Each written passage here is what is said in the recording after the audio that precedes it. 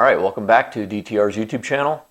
As always, I'd like to start off by saying thanks to all of our new subscribers, which we've had a lot of in the past 2 weeks, and all our current subscribers who have been checking out all our videos. We've had a nice little boost in the last 2 weeks, a lot of views, a lot of new people checking us out. So to all of you, thanks again.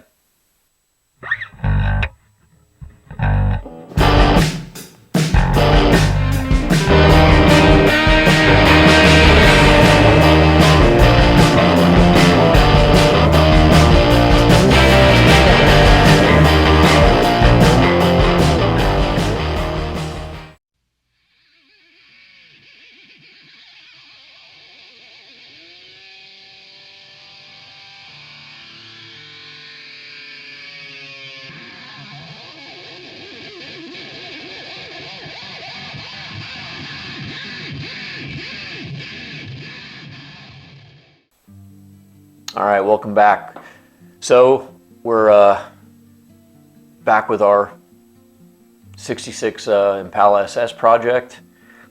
In the last video where I did the door alignment, I was finding a lot of rusty spots and basically a lot of work that really kind of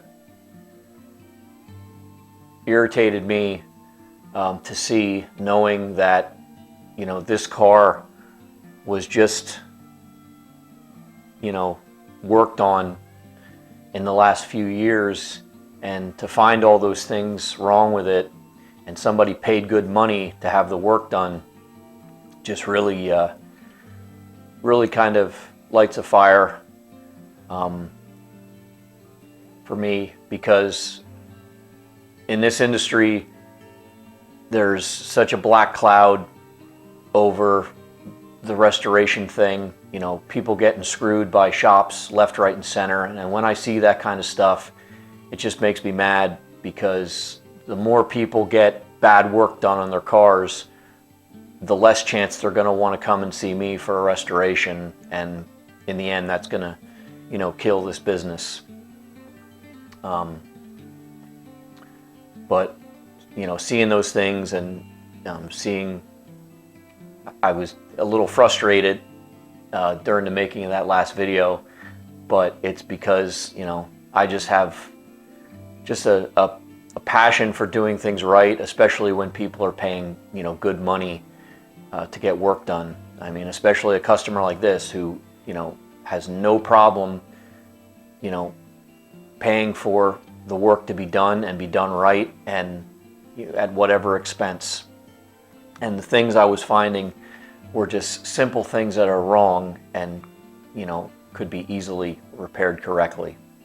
So along the same lines of work being done correctly and so on, when the car was last worked on, it was partially stripped down, but yet when I stripped it down, I found more things wrong than the customer even knew about, because the last time it was stripped, it was only stripped down partially because the person doing it didn't want to go any further because it would be more work, which again just kind of gets me irritated, because now I have it stripped and I find all these other things wrong that essentially took me probably an hour's time to get all back in shape.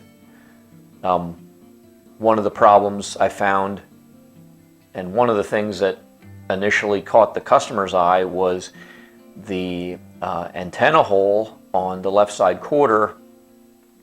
The paint was all weird looking because of a bad repair that was done to close off the antenna hole in the quarter panel. So I removed the bad repair and welded in a slug to close the hole off, and that's completed correctly. the left side quarter was also loaded up with body filler to the point where it was covering up a bad collision repair, and the quarter panel was all full of holes, which when you have that, as I've said in the past, those are the areas that are going to bleed through first, because you can't fill holes with body filler because the moisture is going to make its way through and show through the paint, and then you're starting over. So those are all closed up and fixed.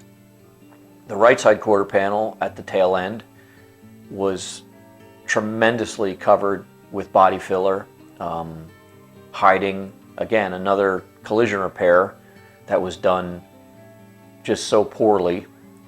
The fitment of the quarter extension was all off because it was all caked up with body filler, and there was just no correct metal work done. So I went ahead and corrected all that, did some hammering on the quarter panel, and that will eliminate having to put the, more than ½ inch of body filler back in that corner. So now it's, well, I shouldn't say it's time, it's already done, but the car's bagged up, and now it's just a matter of blow it off once more, wipe it down, and get it into epoxy. And look at that. It's in primer. It's magic. But I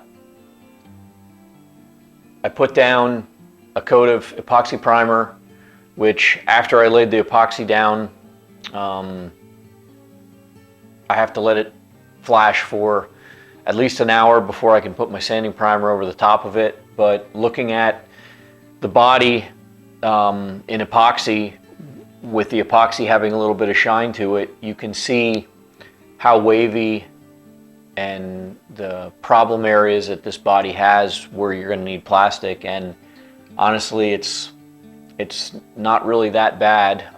There are definitely some bad spots, but there's also areas that were really, really wavy and had a lot of material on them, and with just that one coat of epoxy really looked pretty nice. So moving on to the bodywork, plastic work phase of this, it shouldn't go too terribly bad, but that's where we're at. So bare metal, epoxy primer, 2 coats of sanding primer. Now I'll start blocking this. This will be my foundation for my plastic work, and once my rough plastic work is done, I'll lay down 3 coats of really smooth, nice sanding primer, which will be the step for sanding for paint.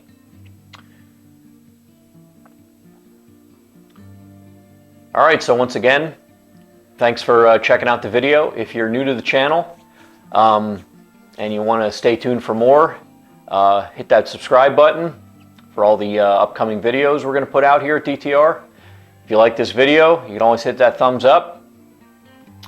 And as always, thanks for watching, and see you in the next video.